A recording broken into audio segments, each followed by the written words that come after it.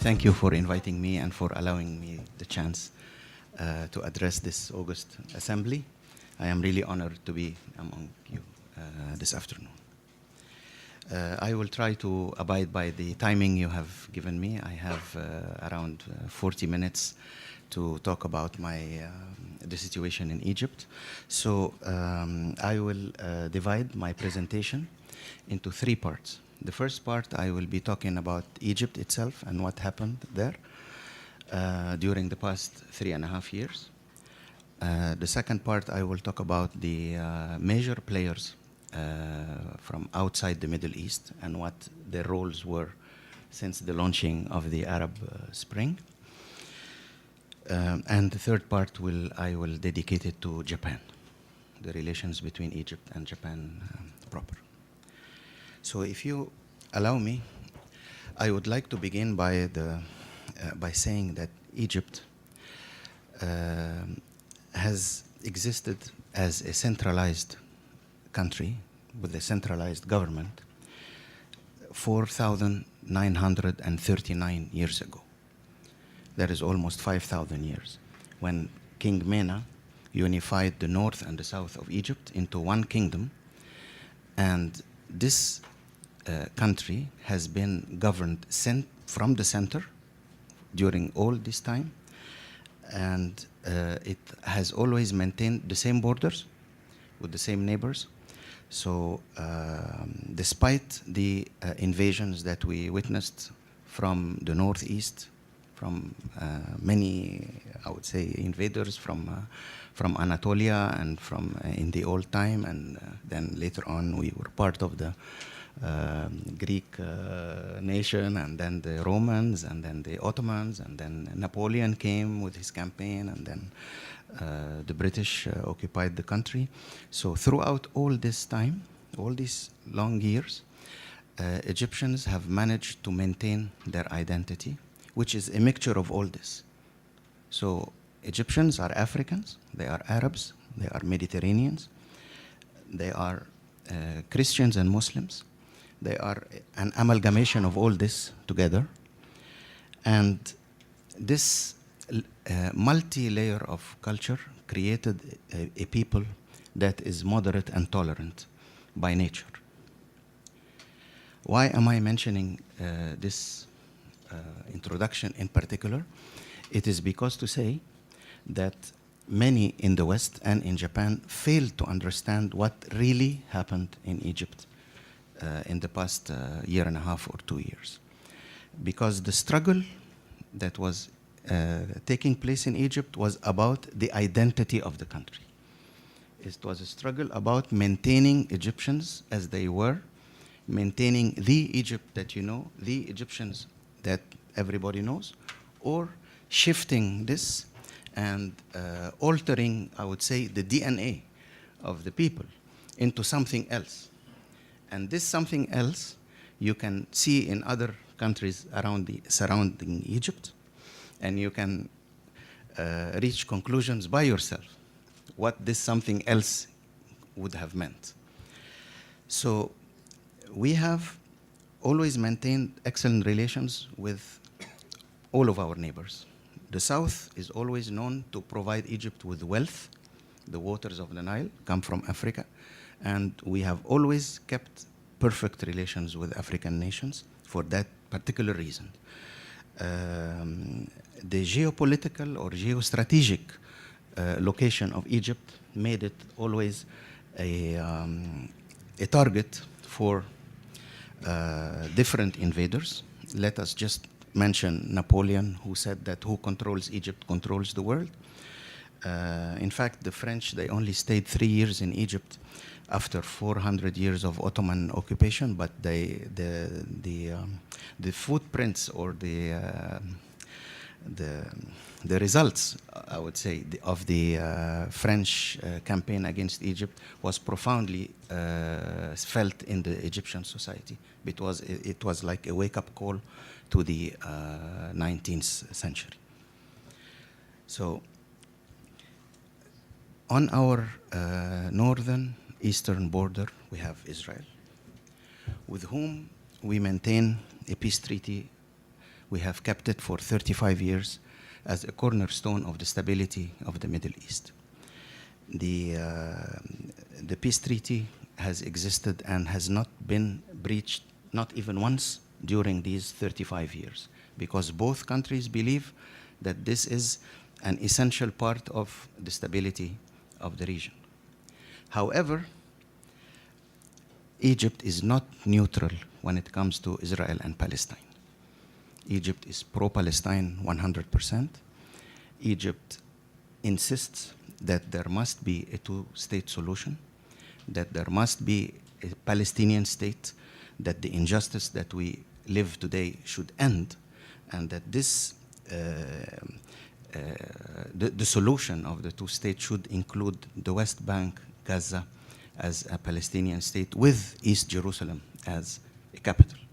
This is a very important element in the Egyptian diplomacy. Most of you have followed the mediation undertaken by Egypt during the Gaza conflict. Many said that Egypt is neutral and Egypt is not going to help the Palestinians, but this came out to be not true. We have done our best and we have achieved the truce, and we will continue later on the negotiations. We hope by the end of this month the Israelis and Palestinians will come back to Cairo to work further on a continuation of the truce and making it a lasting one, while respecting the demands by both sides. Now, let me just mention three things that have constituted the basis of the Egyptian diplomacy for many years. First is in 1974, right after the 1973 war, Egypt launched an initiative for a Middle East free of nuclear weapons. And 40 years later, we are still where we are. There is no good listeners to that call. The initiative is still there, and we are still calling for it. If the African continent succeeded in signing the Belindaba Treaty, which freed the continent from nuclear weapons, if there are other arrangements in Latin America and in Asia, so why not have the Middle East free of nuclear weapons? This is an initiative, very important one, and we continue to persist, and we will continue to work on that matter. Another initiative was launched in 1986. President Mubarak was addressing the European Council in Luxembourg, and he called for an international conference under the auspices of the United Nations to combat terrorism. This is very important. We were among the very first countries to call for an international conference whereby we would gather all the treaties that govern the anti-terrorism activities for now, which are, I think there are 15 or 16 treaties that deal with the hijacking of airplanes and the safety of maritime lines. And we were calling for all of these treaties, plus the combating of terrorism proper, be included in one global treaty where all the parties, all the nations of the world would be parties with the same rights and obligations. Just a reminder that at that time, we were told, 1986 and the years that followed, we were told, you Egyptians, you have a problem internally. You cannot deal with what you call terrorists, so you have to deal with it. And you don't transmit your problems to the international arena. But unfortunately, many of you heard Prime Minister Cameroon talking just early this week about measures to be taken in the direction of what we have been calling during the past 30 years. That the world should work together as one hand in combating terrorism, and no tolerance, zero tolerance when it comes to the destruction of our civilization. Another issue that I would like to mention was that after the 9/11 attacks on New York, there was many calls for dialogues, different dialogues. A dialogue among civilizations, a dialogue among religions, a dialogue among cultures.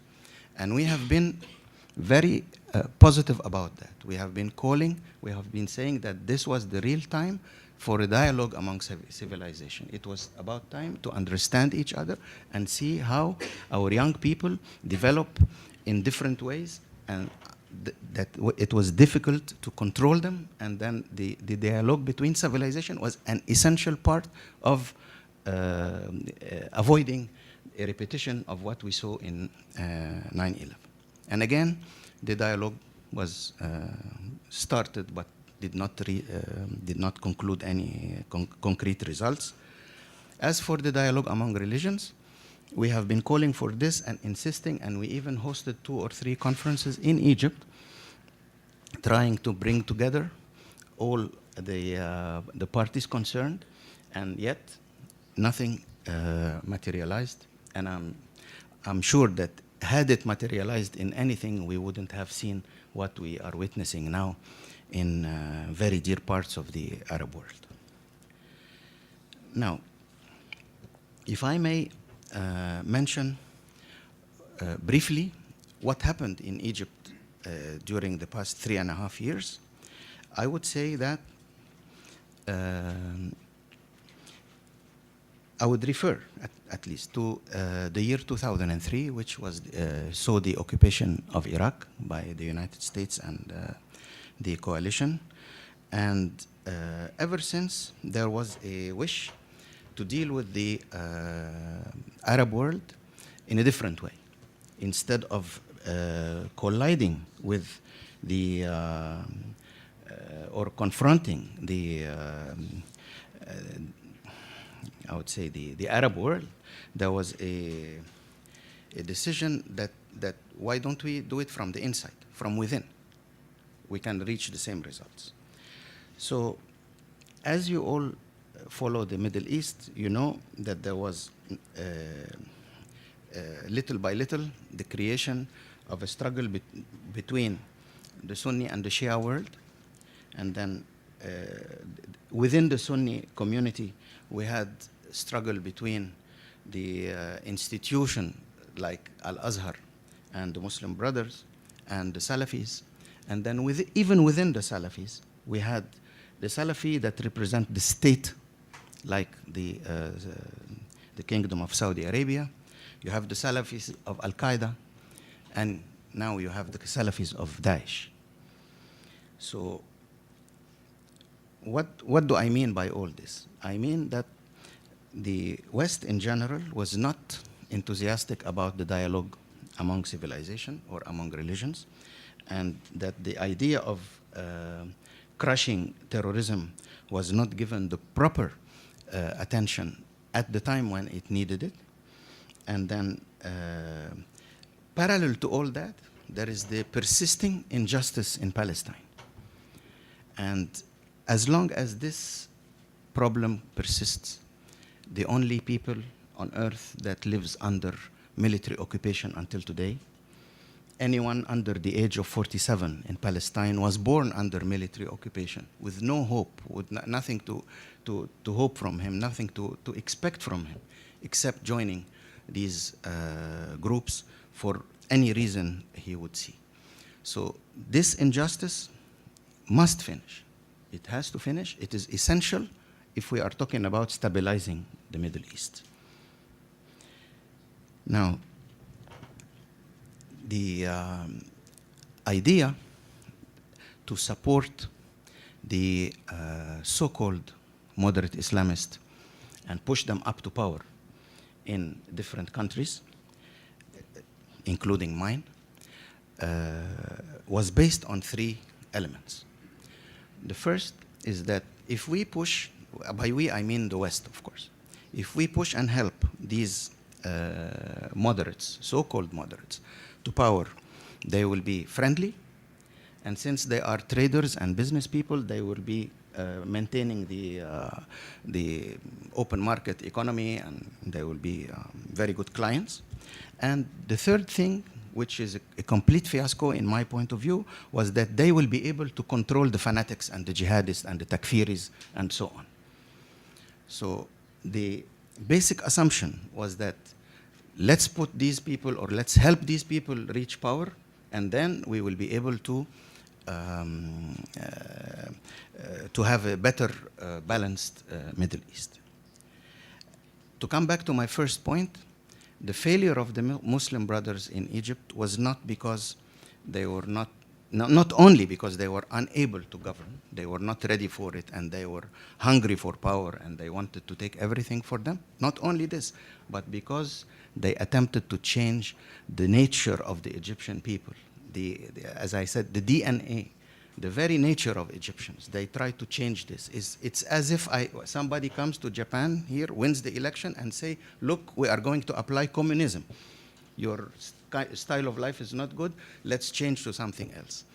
It's exactly what was supposed to happen in Egypt, and what the Egyptian people had to say, stop, it will not happen. Let me give you two examples. Maybe for over 5,000 years, Egyptians have been celebrating a feast at the beginning of spring, which usually comes 1 week after Easter. We call it Sham el-Nisim, where all Egyptians go to the parks, to the gardens, and we consume fish, and we color eggs, and we enjoy a family gathering. This has been going on since the time of the pharaohs. This is not something new. But all of a sudden, some of the leadership of the Muslim Brothers says it is a sin to celebrate this feast. It was not a Christian feast. It is not a Muslim speech. It is a strictly Egyptian celebration. And we were asked, okay, this is a sin. You don't have the right to celebrate that. So what happened on that year? That is, I'm talking about April of last year, 2013. That the number of people who went out to the parks to celebrate it was more than 10 times the usual number that go every year. This message by the people was not understood, thank God, by the Muslim brothers. They didn't understand. They didn't feel that, look, you cannot play with the identity of Egyptians. They will not accept it. They will not go for it. And the other example that I like to give, because it mainly concerns Japanese people, is that you all remember in 1997 there was a terrorist attack against the Hatshepsut temple, where 62 people were slaughtered, all tourists, including 10 Japanese. And you will not be surprised to hear that President Morsi appointed the accused number 7 in the attack against the Hatshepsut temple as governor of Luxor. So you can imagine how the Muslim brothers looked at tourism and as an industry, as an income-generating part of the economy. And as a result, the people of Luxor revolted. For 7 consecutive days, the new governor, was unable to reach his office, and finally he had to resign. These two events tell you about of course, among other things, but I would only like to restrict myself to these two events. They confirm that the struggle was about the personality, the identity, the nature of the Egyptian people, which, thank God, we managed to preserve. Now, the problem with the West in general, and I would say with the Western media, is that either they do not want to see things as they are in a practical way, or they have a plan. If we say they have a plan, it means that they wish to see Egypt like the other countries of the region. Very simple. Because Egypt has stabilized the country, Egypt has stabilized the economy, and we are progressing step by step. And Egypt is combating terrorism alone, without any help from anyone. So if this you don't like, some don't like it, then it means that they wish to see Egypt disintegrating like other countries in the region. It cannot be interpreted otherwise. The other solution is that one has to understand that the Egyptian people revolted and expressed themselves in a very open way, and that this is the fact. It's a fact of life. So you say that the president was democratically elected and so on and so forth. Okay, fine. But he misled the country. He cheated on us. He even is accused of taking some strictly confidential documents out to Al Jazeera channel. They were broadcast on Al Jazeera, and the source was the presidency of the republic. And this is one of the cases that are at the Egyptian courts now. So roughly, this is the situation. People that revolted to conserve their identity, and it is time for the powers to deal with this, I would say, event as is, not as if the wish is to see Egypt disintegrating and getting into a civil war. Because this is what was going to happen had it not been for the revolution of last June. Now, I would not like to talk too much about the history of colonial powers in our region, but it's important since everybody now is talking about the end of Sykes-Picot and that we are now returning to the beginning of the 20th century. I would not like to talk about this because all I can say is that the colonial powers in the past, they have used a moral pretext that they were on a civilizing mission, coming to take the primitive people of this region in the Middle East and Africa from barbarism to civilization. That was the moral pretext that was used in the past.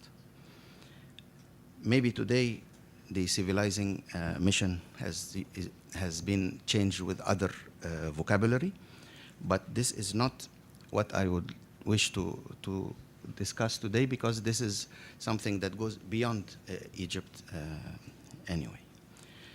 It's a problem that will always persist and will always be discussed at many levels. Let me also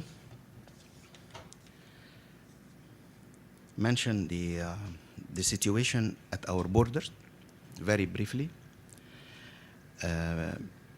First of all, Gaza. Many in the media were talking about Egypt and Israel opening the border crossings with Gaza. Well, this is confusing matters. Gaza is under Israeli occupation, and legally Israel is the responsible power to take care of Gaza until it becomes independent. But Egypt is just a neighbor of Israel and Gaza. We have nothing to do with the problem of occupation and people under occupation. This is not our problem. So the border crossing of Rafah, which has been mentioned 100 times in the media outlets, is a border between Palestine and Egypt. And the agreement that controls or deals with this, the modalities of operation of this border crossing, is an agreement signed in 2005 between the Palestinian Authority, the European Union, and Egypt. It has nothing to do with that. The European Union sent monitors to oversee the mechanics of the border crossing, and cameras are there for the Israelis to watch the situation. Now, when Hamas won the elections in 2006, they kicked out the monitors from the European Union, so the whole agreement was put on hold from the side of Gaza, from the side of Palestine. But for Egypt, this is a sovereign country. There is a gate, and it is like any other gate with Sudan or with Libya. It is a gate that should be respected by others. On the other hand, we have 6 border crossings between Israel and Gaza. Only 2 operate from every now and then, which is Eretz and Kerem Shalom, or Karam Salim, and the rest, they hardly open them. But this is again between the occupying power and the people under occupation. And Egypt has nothing to do with these borders. So when the Hamas people and the Israelis are negotiating about the border crossings in Cairo, they are not negotiating the Rafah border crossing, which is strictly an Egyptian border crossing. It is made for the travel of persons, not for goods, and it is used for emergency and humanitarian cases. So this is the position at the border itself. In the Sinai, we happen to have a group of terrorists called Ansar Baytul Maqdis, or the supporters of Jerusalem. And this group was founded by one of the leaders of the Muslim Brothers who no longer exist. His name is Muhammad Nasr. He is either, he has disappeared somewhere, or he is difficult to find. And this particular Ansar Baytul Maqdis, this organization is working against the Egyptian army, the Egyptian police, and from time to time they like to shoot missiles on Israel, hoping perhaps that this would create problems, border problems with Egypt.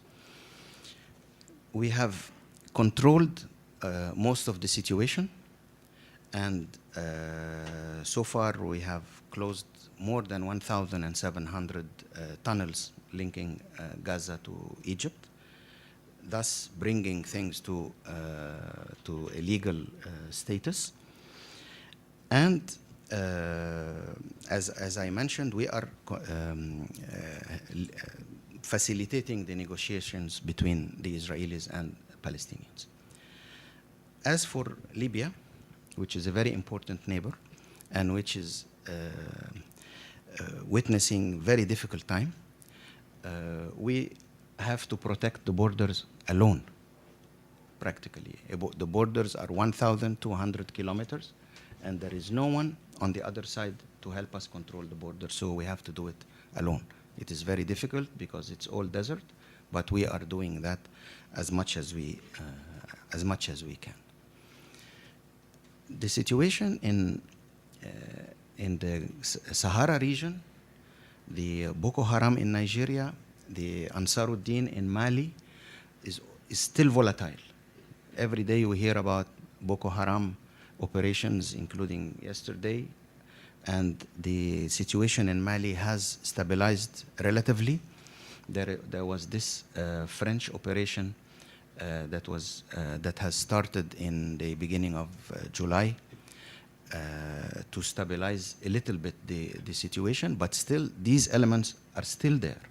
So the fight against terrorism is not exclusively in the Levant, but it is also important to know that it is in Africa, and it is important that we do not neglect this part of the world, because it is very crucial. And if we do leave it like this, we will not be achieving anything much. Well, finally, maybe I should say a few words about the relations with Japan and the Japanese media. I know many of the media representatives of here, so at least I wish to express my assessment of how the Japanese media was dealing with Egypt recently. So Japan has always been an important partner for Egypt in development, also at the political level. And since the revolution of June of last year, the relations of cooperation came to a halt, so to say, but then they have resumed normally in the recent month. So this is something that we appreciate very much. And last Friday, the travel advisory to Egypt was lifted, and tourists from Japan can resume their visits to my country, which is something that we welcome very much. Now, regarding the media, I will not want to say something about the Japanese media as if it's different from the mainstream media. More or less, it's all similar. There was, as I mentioned, the desire to see the so-called moderate Islamists in power. So these people failed, and there is no wish to recognize that it was a failure, it was not a good decision, it was wrong to support these people come to power. So retracting back is not easy. And as a result, you find that the media is not interested in finding out and reporting the truth. And I would also say that in our part of the world, Western media has lost a lot of its credibility as independent sources of information. And as we mentioned the word mainstream, it means whatever the big guys say, everybody has to follow, and every individual has to believe what is said by the mainstream. So my country has been subjected to bias attacks continued. I would say up to 95% of the coverage in Japan was anti-Egypt, to the point that not only it affected the interests of my country here in Japan, but also it affected Japanese interest in Egypt, because Japanese business community, Japanese investors, when they see Molotov bottles and burning tires every evening or whenever Egypt is mentioned in the news, I don't think they would venture and go there. While this is use of old footage, use of or lifting from Al Jazeera channel, which has a very specific role to play in this regard. So my message, and the same message that my Prime Minister yesterday, when we had a meeting with the board of the Egypt-Japan University for Science and Technology, delivered, is that please come to Egypt and report what you see to the media of Japan. So to conclude, I hope I'm not ahead of time. To conclude, I'd like to say three things. First, we have achieved stability in the country. Life is back to normal, which is a very important element. And number two, we have launched a very giant development program, which includes a second Suez Canal parallel to the one that exists, so that the passing of the canal will be reduced when the canal is finished, is operational. It will be reduced from 11 to 5 hours, the crossing of boats in the... and of course, this mega project generates a lot of other projects next to it, which can generate or can create jobs for the young people in Egypt. Finally, and this is a very important issue, again, I would say, we are fighting terrorism alone. We have been deprived from essential material that we needed, not only to fight terrorism, but also to protect our men that are fighting terrorism in the Sinai mainly. We have been deprived from this. We have not been given any help. We hope that this situation will change, because as everybody knows, terrorism is not far from home. It is perhaps at the doorstep if everyone looks around and see what is really happening. So I thank you very much, and I would be happy to take your questions. Thank you.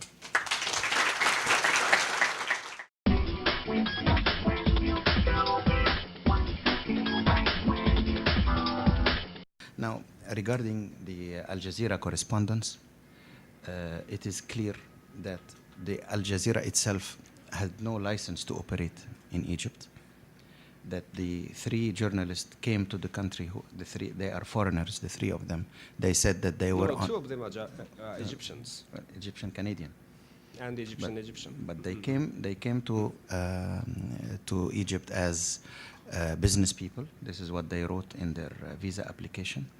And then, as you know, Al Jazeera, from day one, from the very, very, very beginning of the so-called Arab Spring, has been working against the establishment in Egypt, no matter what it was.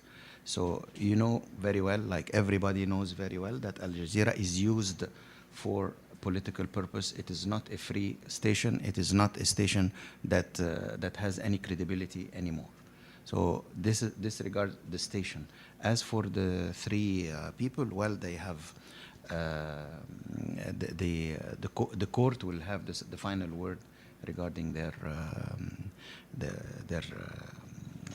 imprisonment. But let me tell you that the Australian bureau chief admitted that they were operating without license, and he said that he thought that the station was working on his permit. So this is regarding the first question.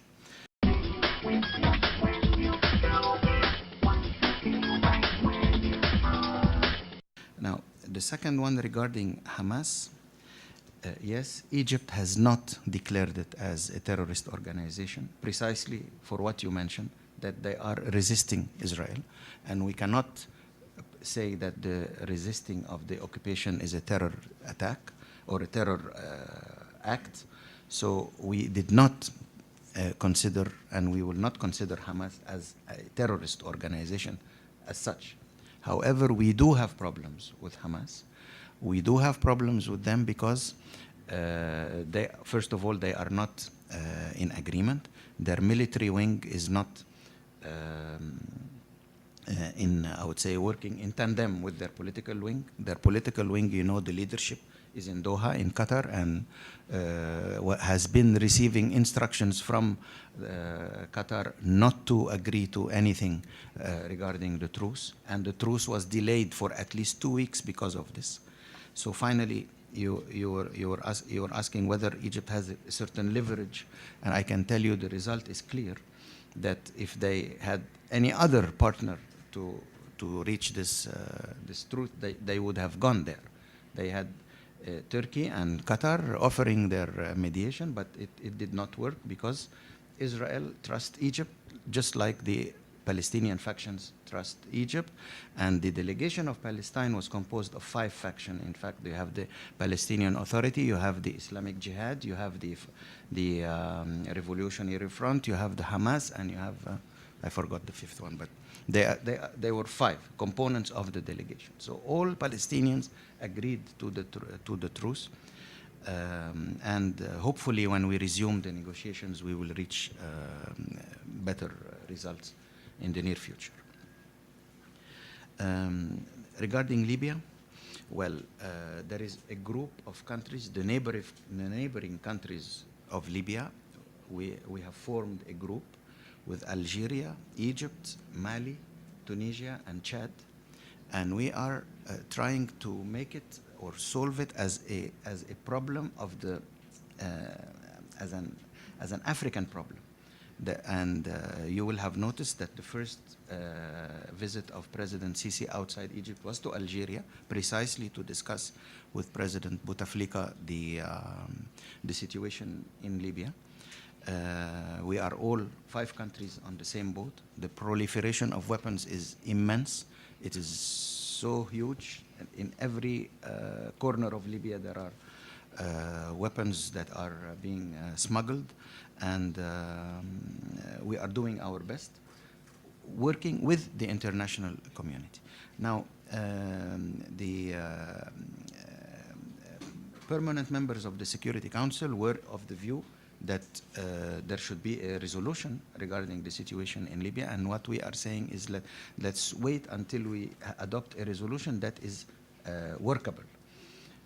Let's see how the situation develops. There is no need now to have a resolution that would consider this party as legal or the other one as illegal, etc., when we still don't know what is the final balance of power there. But we are working with the neighboring countries on that issue. Now, regarding the end of Sykes-Picot, well, it's it's an expression used in the media to say that the demarcation of borders between Syria and Iraq and Jordan are no longer valid, and that since the Daesh are moving from across the border, then that means that Sykes-Picot is gone. It's just a way of expressing the chaotic situation that we are facing. But let me stress on this: it is wrong that states use non-state actors to achieve political goals. The non-state actors are uncontrollable. Even the paymaster cannot continue to control them. And this is what we are seeing with the IS or the Islamic State. They are non-state actors. You don't know what their end goal is. You don't know what they intend to do. You don't know when these young people return to their own countries what they will do. It is, or whether if they are crushed in Iraq and Syria, maybe they would go to another country, not necessarily return to their back home. So this was a mistake, and I hope that it will not be tolerated in the future. Playing with non-state actors is the most dangerous thing that can be done. I hope I passed the audition.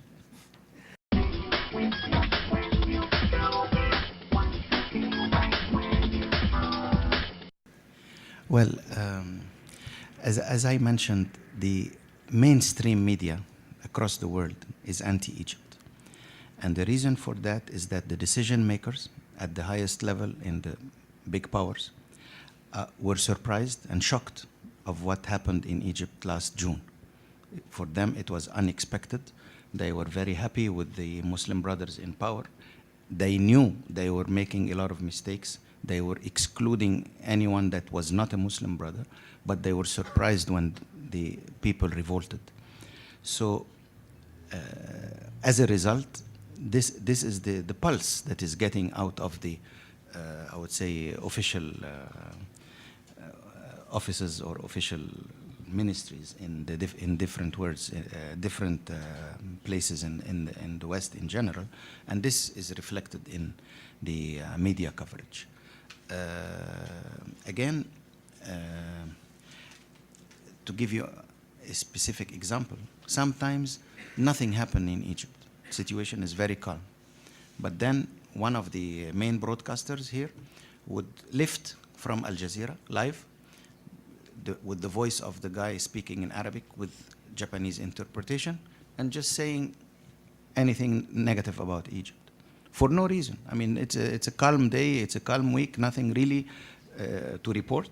But you know that, as I said, Al Jazeera has expanded too much its influence in the Western world and is affecting the, I would say, the authenticity of the coverage by the media in general. This is one thing. The other thing is that always when Egypt is mentioned, it's a collapsing economy, it's a country that is ruined, it's a country that is finished, it's nothing. But you go to Egypt, you see people are living normal lives. Life is back to normal, children go to school, and everything is more or less under control. You hear less and less of incidents that happen in Egypt, but still you read the paragraph, you read the way it is put, it is always put in a negative way. But I am sure that in the near future, someone will make a revision of that passive attitude. Thank you.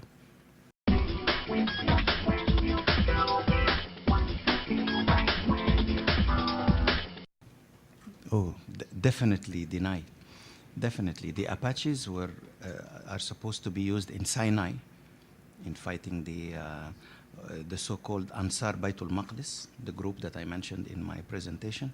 And Libya, we are not going to deal with it in such way. Libya is these are brothers that we really care about. There is not going to be a repetition of what NATO did in 2011. I can confirm this.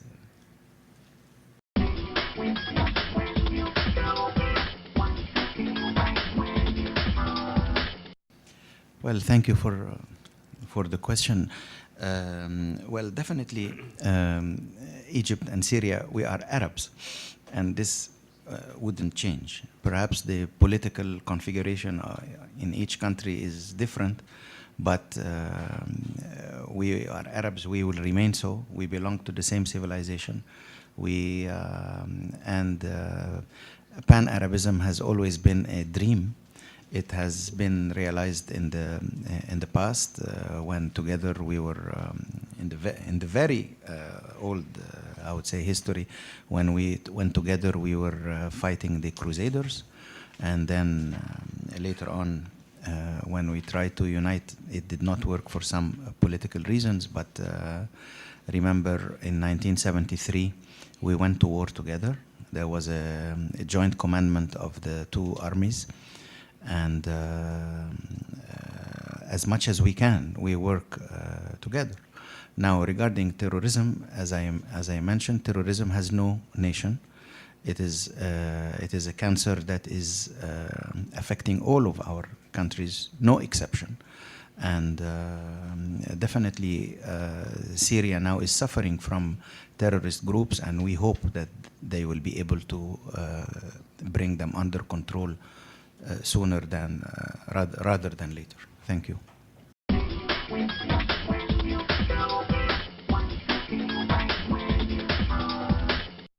Well, thank you very much. These are very difficult questions to answer. You are expecting Egypt to participate in solving the Syrian, Iraqi, Yemen, and Libyan crisis.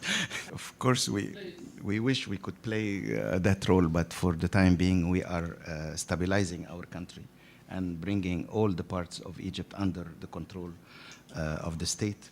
And then later on, I'm sure we will be able to contribute to solving the problems of our neighbors, which are of big concern for us as well. Now, regarding Al-Qaeda,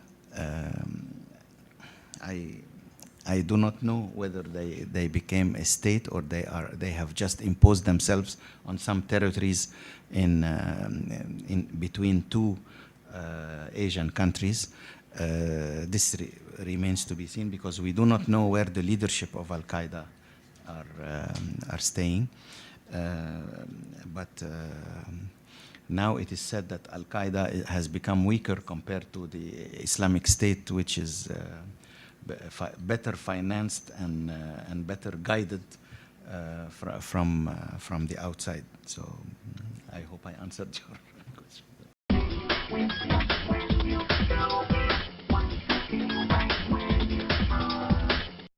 I think that yes, the international community is getting to be aware now of the dangers of terrorism, because it has touched many countries.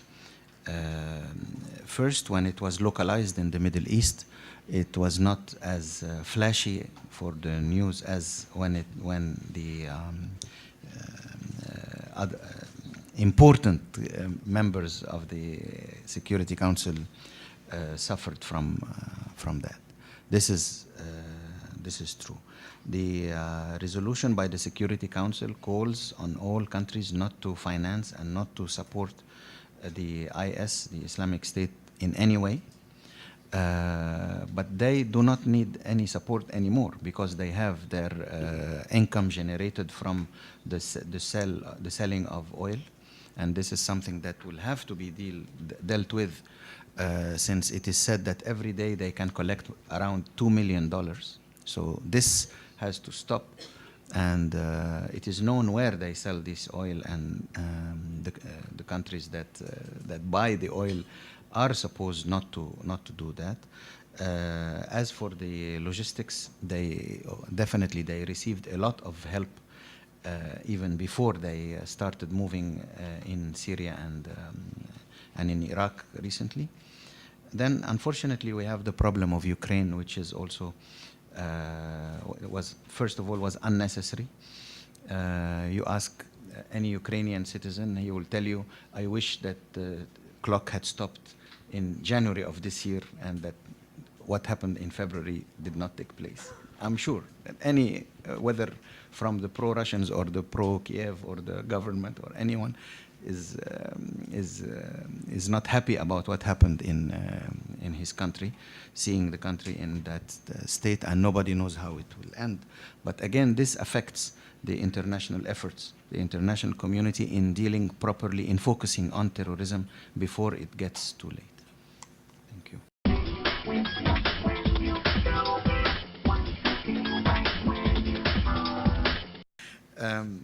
Well, thank you very much for mentioning the Suez Canal project. Well, the project existed for maybe the past 15 years or so.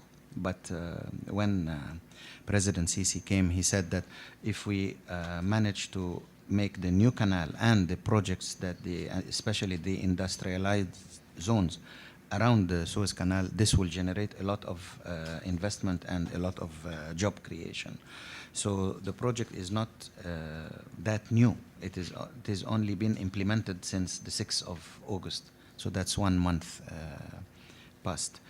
I do not know what your company has submitted exactly, but I know that there are so many projects involved with the making of the new canal itself. So around the Suez Canal, there will be many projects. So maybe we can talk about this bilaterally. Thank you.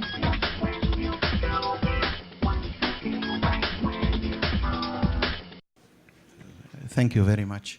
Well, the international community is planning to hold a conference in Cairo on the reconstruction of Gaza and Palestine precisely under the auspices of Egypt and Norway. And we are hopeful that this conference will take place in October, by the end of next month, when the foreign ministers finish their meetings at the General Assembly of the United Nations.